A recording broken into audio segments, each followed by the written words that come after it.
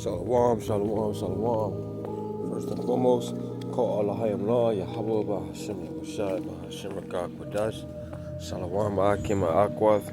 This is your brother Kabad Ba Yahweh from the DC camp coming back at you with another lesson.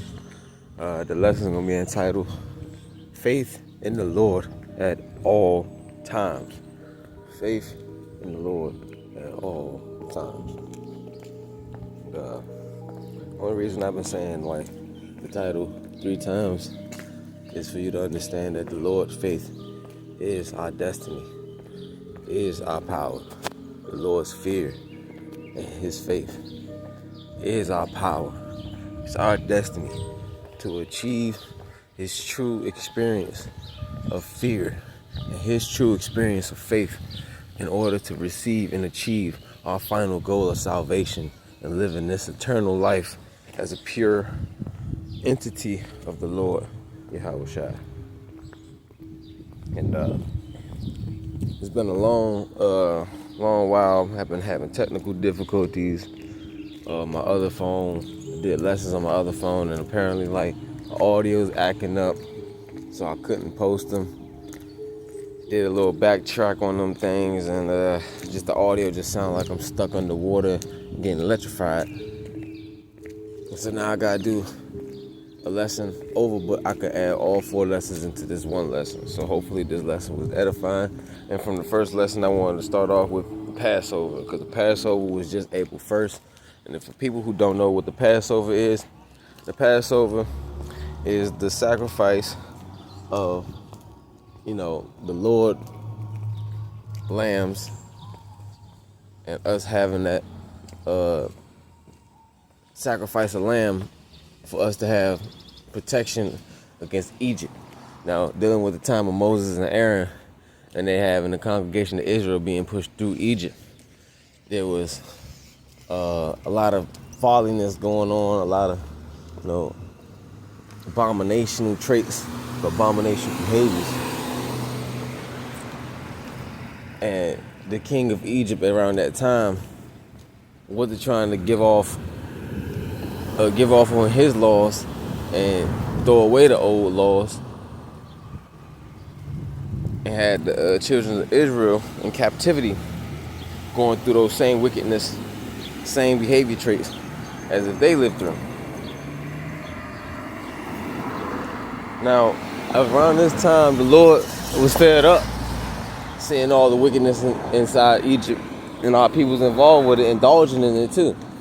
So he ended up telling Moses and Aaron to go to the land of Egypt, speaking, on the first month it shall be unto you the beginning of months, and it shall be the first month of the year to you. Meaning this is about to be the declare of this Passover holiday, the beginning of the declarement of the Passover holiday. And that was verse 2 in Exodus 12. And then verse 3 pushes down into speak ye unto all the congregation of Israel. And what congregation of Israel that you can speak to?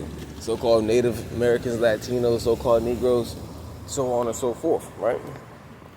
Saying in the 10th day of this month, they shall take to them every man a lamb, according to the house of their fathers, a lamb for an house. And, around this time, in this generation, around this modern day age, you're not going to actually have a lamb in your backyard, you know what I mean? And even if you do, the how about shot, but, you're not going to really have like a lamb in your backyard. A 1-year-old lamb, perfect fit for the age. So around this time, you're going to start preparing yourself to have some type of lamb according to some type of way close enough to practicinize or be practitionally into the spirit with the Passover.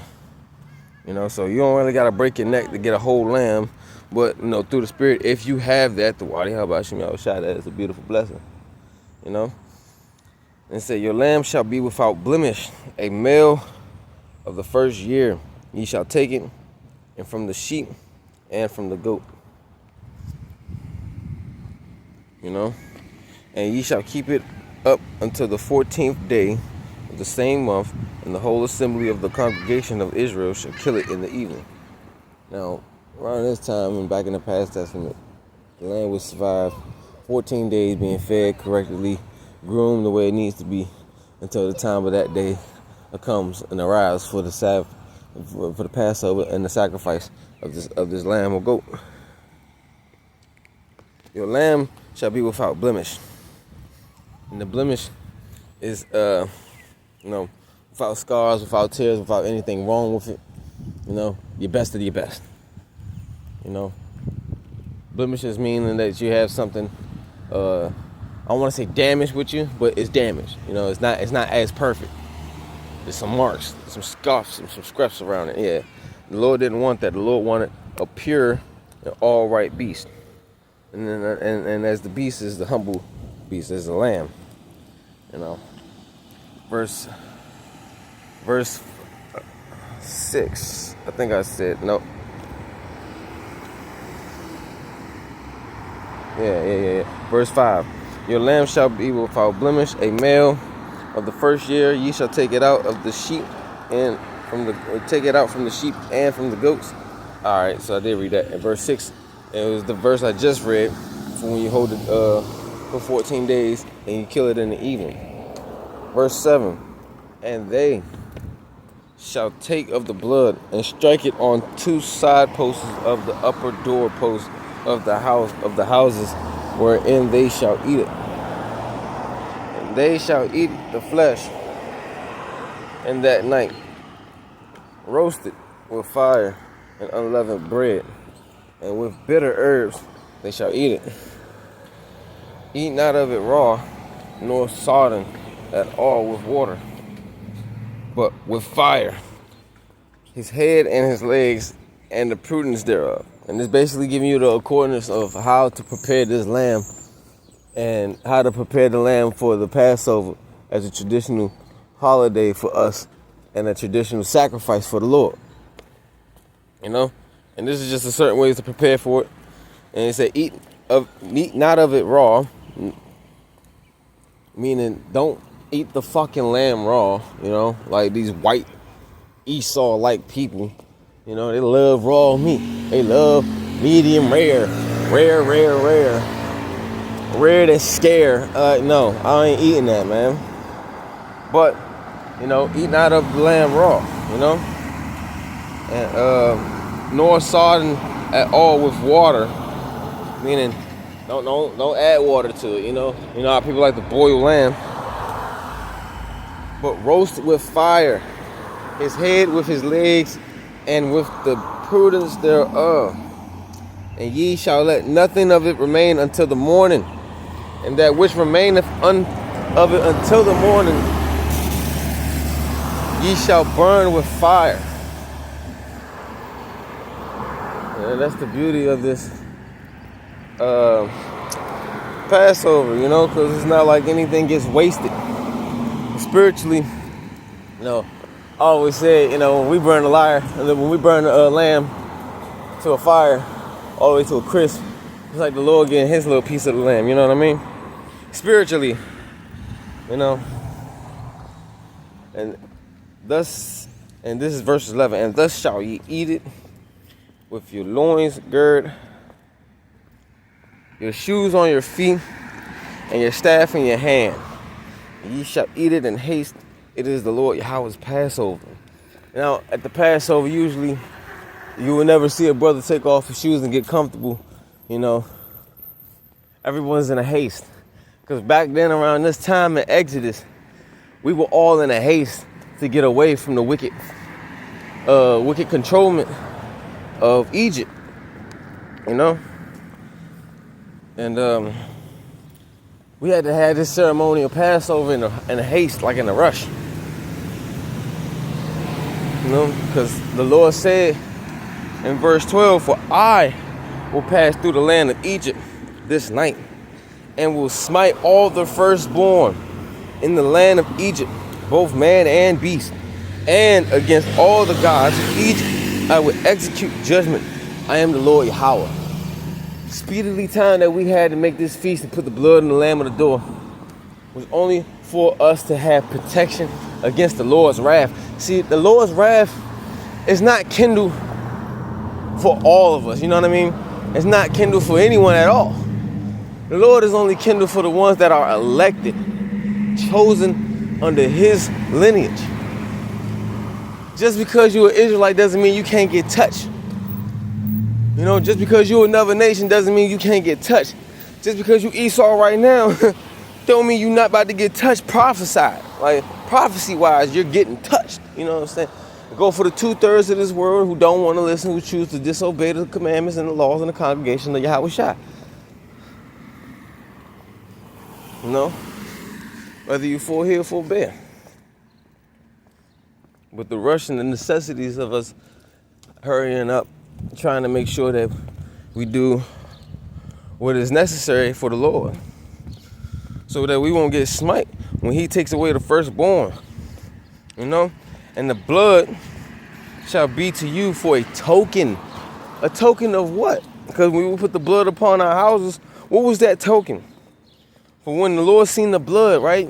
When he seen that token, it gave him the okay, like, all right, this is one of mine. They listen to me.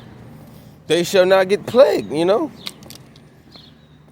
Because he said, when the blood shall be to you for a token upon the houses, where ye are, and when I see the blood, I will pass over you, and the plague shall not be upon you to destroy you, and I will smite the land of Egypt. So right now, what we're doing is fighting for that protection spell, you know, that protection, that aura, that element of the Lord to help us not be, you know, too entwined with this world and the way the world has to be punished under the Lord's commandment. You know, the only thing we can do as Israelites is pray and hope for the best, that we don't get touched or we don't find, you know, danger coming our way. 14, Exodus 12. And this day shall be unto you for a memorial, and ye shall keep it a feast to the Lord throughout your generation. Ye shall keep it a feast by ordinance forever. And this is, Lord's willing, our last Passover, man. Passover is really meaningful, man.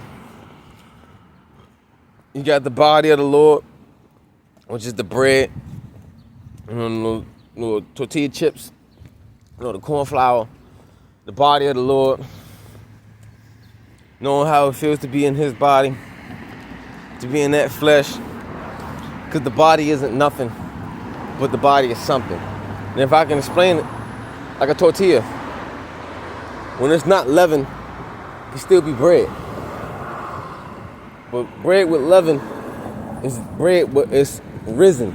You know what I mean? It has a rise. That means it's showing more to itself than what it could have been without, like that type of agent. So meaning, our bodies really can't do nothing but stay humble for real.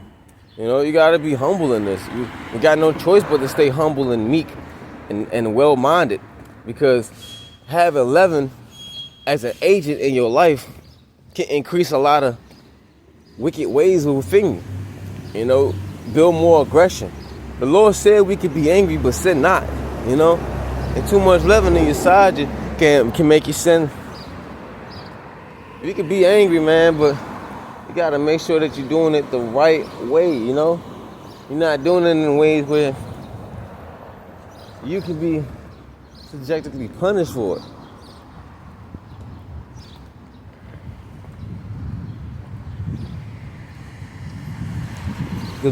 This memorial for us is for us to have that salvation, because right now we're living and still in the same lands, same time as the land of Egypt. Ain't nothing changed. It's just, the people and the situations of this world just looks different. It's modernized. Everything's the same, man. Micah 2:10, ain't nothing new under the sun. But when this happens, as we ordain this ordinance of a feast that happens every year and is mandatory for us as Israelites. Verse 15, 7 days shall ye eat unleavened bread. Even the first day ye shall put away leaven out of your house. And whosoever eateth leavened bread from the first day until the seventh day, that soul shall be cut off from Israel. And Lord, I've been praying, Yahweh Hashem Yahushua Hashem Kakwadas, because we all know how Esau is in this world. He supplants and defiles all the food and all the people and all the airs and all the waters and all the land across the world. So being diligent on what you eat and what you intake during this week is very important, because the spiritual meaning of it is to remove the leaven within you, to remove the hatred, remove the wrath, remove the unwanted wickedness that you have within your heart. You know, you got to make sure that you be entwined with yourself and spirit. Don't not be entwined with yourself and spirit, because then you lose yourself, you lose your spirit. You lose your spirit, you lose the Lord's trust, you lose the Lord's protection, you lose the Lord's hope. And these are the things that the Lord does not want you to lose within Him, especially if you're Israelite. You know, everybody else ain't getting this. No, this ain't here for everybody. And in the first day there shall be an holy convocation, and in the seventh day there shall be an holy convocation to you. No manner of work shall be done in them, save that which every man must eat, that only may be done of you.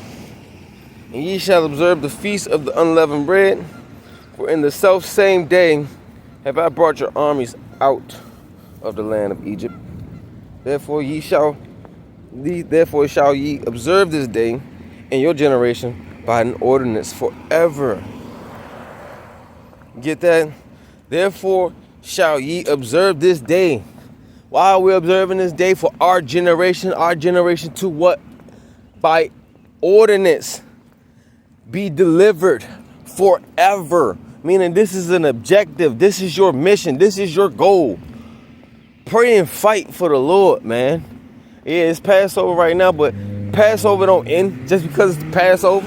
I'm going to put it like that. Like, you should always try to avoid some type of leaven or some type of bad eating habit that could fuck up your body.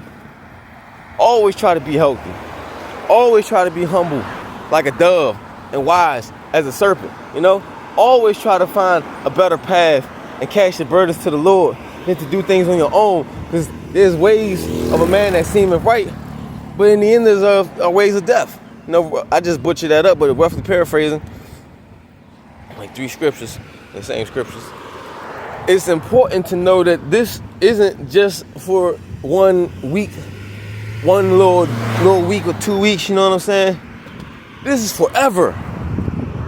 You lose the faith for that week and you go back being an 11 type person, bro, you're done. You're done.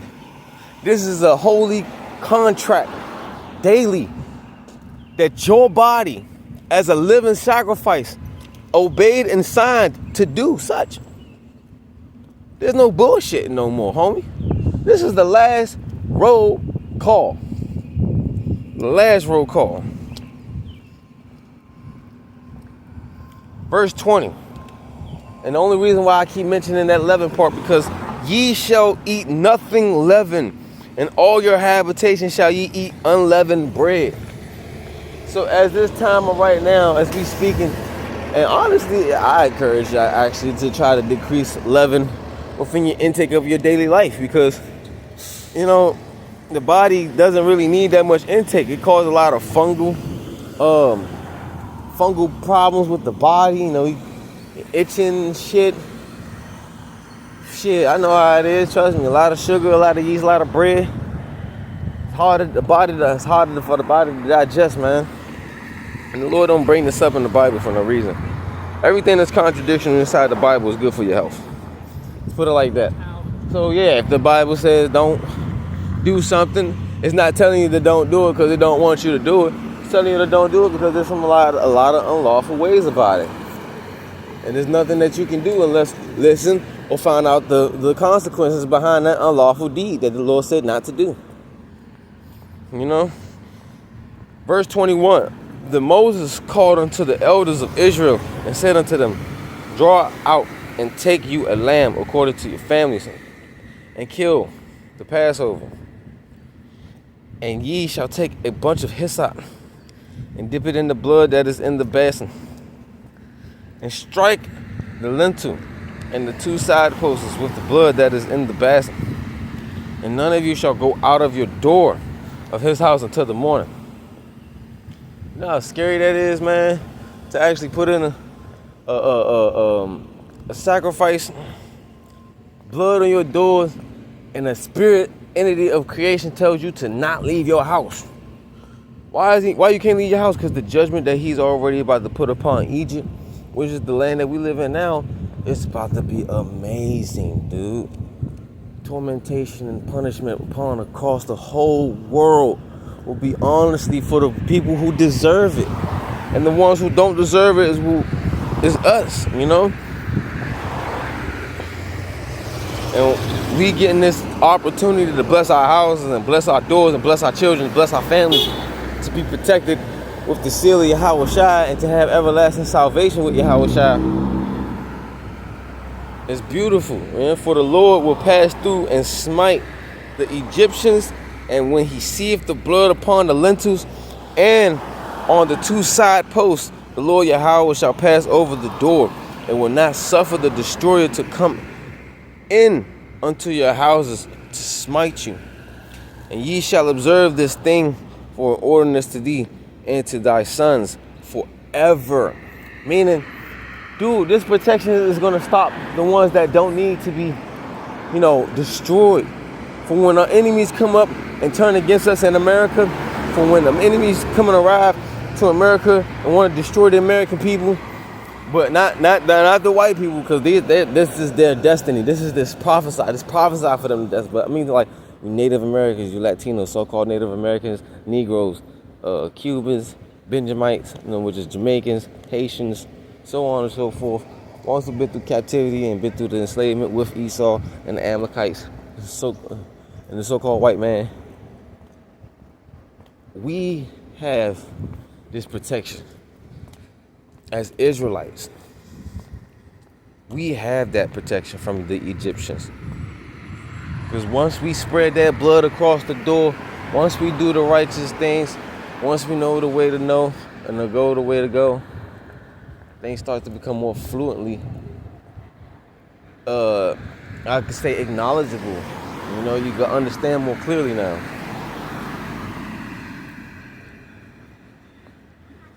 And no, we in a world society where you gotta let the Lord do what the Lord wants to do.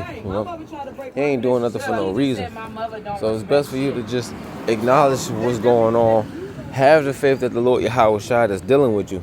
Have the circumspect mindset to know that I need to be diligent. I need to keep my faith. I need to keep myself intact with faith. And I can't, I can't disobey this, man. Like, we got to pay attention to this, man, because you're going to have kids sooner or later. You're going to start a family. And your family got to know what we've been through, the history. What are we? Who are we? Why are we like this? Your kid's going to want to know that, man. And then, you got to tell them. You got to tell them the whole truth, man. Because there's going to be a time in verse 26 in Exodus 12. And it shall come to pass when your children shall say unto you, when mean ye by this service?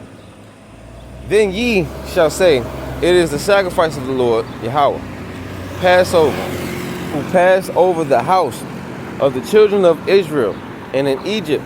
And when he smote the children of Israel in Egypt, when he smote the Egyptians and delivered our houses, and the people bowed in the heads and worship. And the children of Israel went away and did as the Lord Yahweh has commanded. Moses and Aaron did so did they. Slacking. And basically just roughly paraphrasing the whole story that just happened just now. We kept the laws, we did what we needed to do to tell Egypt, hey, this is the Lord's game. You guys was never in control. Give us our permission to leave, And if not, the Lord gonna show you. And they ain't want to believe. So what happened? The Lord showed them. The Lord gave them that that example on how it is to know that you're lower than what I created. Because I created something that's low like you. You know, and that goes to the Egyptians.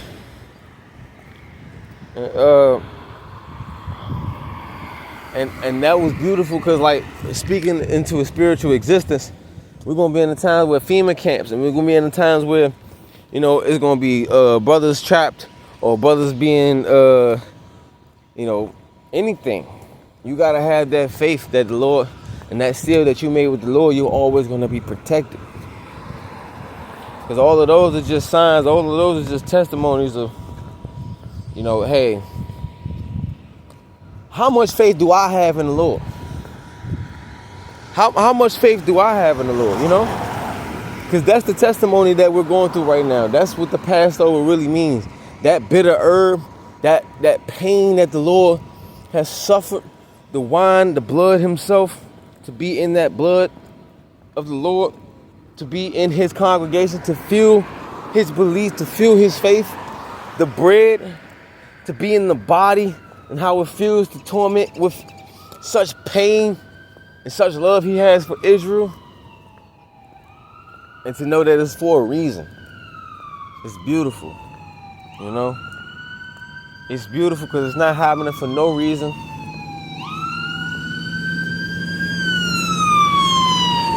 Slide again.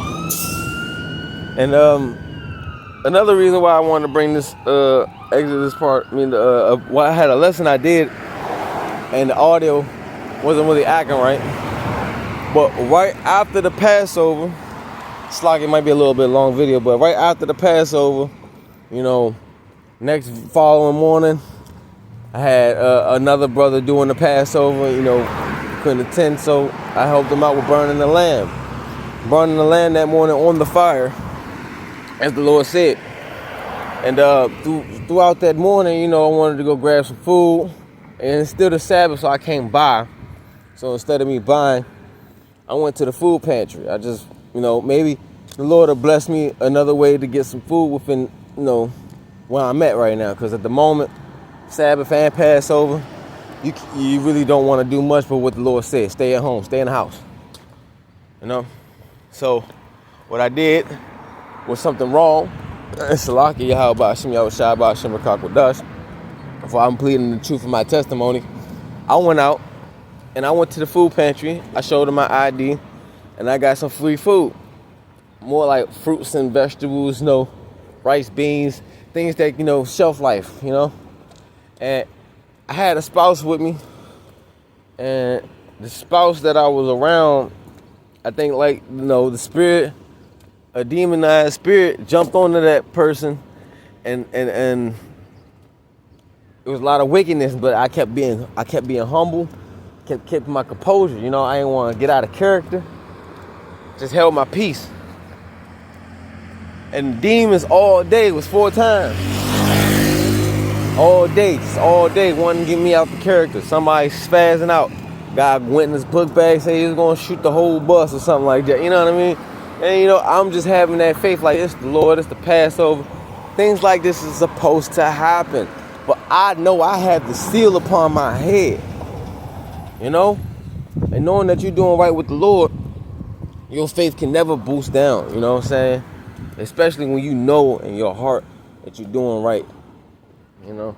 So, in other words, everything went good. I get down there close to the crib and I lose my wallet. Just cashed my check and everything. Just everything was getting done. I ain't spending no money. I'm just trying to do my goal on getting everything prepared and not having to spend, you know. Basically trying to find another route to get what I need done. But again, it's the Sabbath. You're not supposed to be doing nothing, man. And the spiritual, how I'm really putting this, because technically I want to let you know that I was secretly and not really intentionally knowing, I'm saying, fuck you, Lord. I'm going to do what the fuck I want. And the chastisement I caught so quick, right when I got to that crib and I'm unpacking the groceries, I'm putting all the food on the shelf and shit. You know, I'm even looking at some things that I forgot to throw that away. when I'm done, I just realized I ain't had my wallet. I just realized I ain't had my wallet. I searched the whole house. I barely even sat down that day, so I'm just searching the whole spot. I'm searching the whole spot 100 times.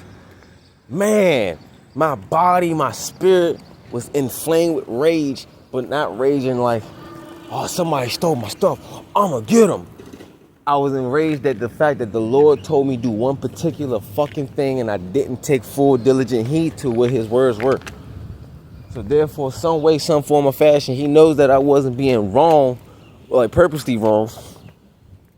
Like, I don't want to tempt the Lord, so you'll never want to tempt the Lord. But he knew that some way, some form, some fashion, he needed to make me wake up to know, like, hey, this shit is serious. And just because you lost the fucking wallet, don't mean I won't make you disappear the same way. And I had to go through my humiliation, had to accept that, yep, I thought I was right, but I was wrong. Because the Lord can make anything happen. And that's a guaranteed fact. He can make anything happen. The second thing I should have realized was that when there's a law that tells you to sit the hell still, sit still. Don't think you can do things on your own, because I promise you, there's ways of a man that's, I'm going to get that scripture, but there's ways of a man that seemeth right, but in the end thereof the ways of death.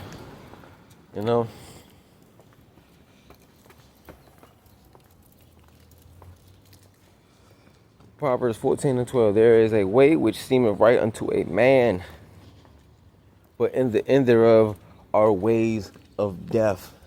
And honestly, I was in my own mind at that time.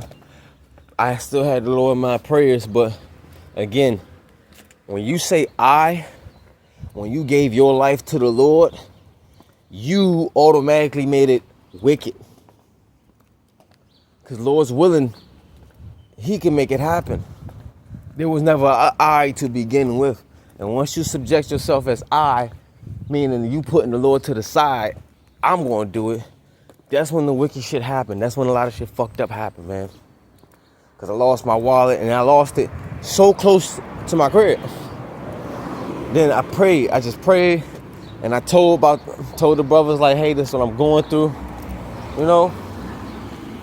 This is what happens. Cause my situation's still the same, but like, this is my little situation, and being honest, knowing that, like, hey, I'm not in this world no more. I have a new family, Hebrews 13:1, I had to let brotherly love continue. And I admit it. I played my truth on what happened. And especially, this is the most important part that I want to get.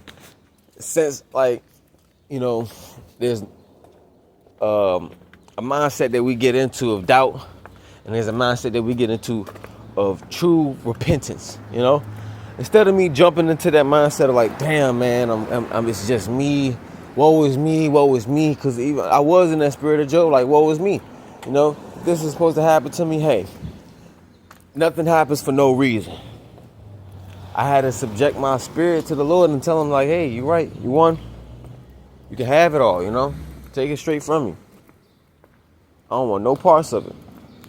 Just, if I had to go through this, I'll go through it, And the only thing I asked for was prayer, And through those prayers that the brothers dropped, and through the prayer that I prayed upon the Lord, and for him to actually accept my prayer in speedily time, it took no longer than the end of that day, for me to receive my wallet back. I got my wallet back with nothing missing. And everything intact with it. So, in other words, that boosted my faith up way more. And I got some scriptures for that too,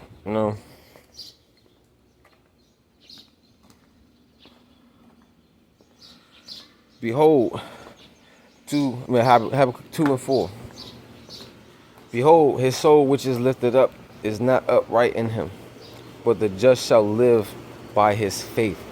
And I've been man, I was in the spirit of like, Lord, you know what? I just finished the Passover. It's a lot of things in my mind, and I'm already ready to just let go. So if that was something that I had to let go, hey Lord, I'm gonna let it go. Cause honestly, in my spirit, I still feel like I don't have my wallet. I still feel like, I still lost it, because at the end of the day, that was a lesson for me to learn. And in my mind, I'm still learning that lesson right now, because I'm a person that diligently don't like losing stuff important. But what's important for me to not lose in this world is Yahweh Shai. And that's what the key component of me losing my wallet was basically going into. Because that's something really vitally important that can help me. Same way with Yahweh Shai. He's the most valued and most important in this world. And only he can help you be protected or kept within your, within yourself. You know? Romans 4:16. Therefore it is of faith that it might be by grace, and to the end of the promise might be sure to all the seeds, not that only which is of the law, but to that also which is of the faith of Abraham, who is the father of us all. And that's basically going into the father, the lineage of Israelites, the 12 tribes of Israel, and what our commandments are basically here for, and they're for us, and they're for us to have the salvation that's been blessed upon the seed of Jacob, the seed of Abraham, and the founding fathers of Abraham, the four founding fathers, which also Abraham. And that faith, So hopefully this lesson was edifying. Probably leave out with like one more scripture. 1 Corinthians 12:9. To another faith by the same Spirit, to another the gift of healing by the same Spirit. And that's basically going into like the spiritual gifts that brethren, we shouldn't, that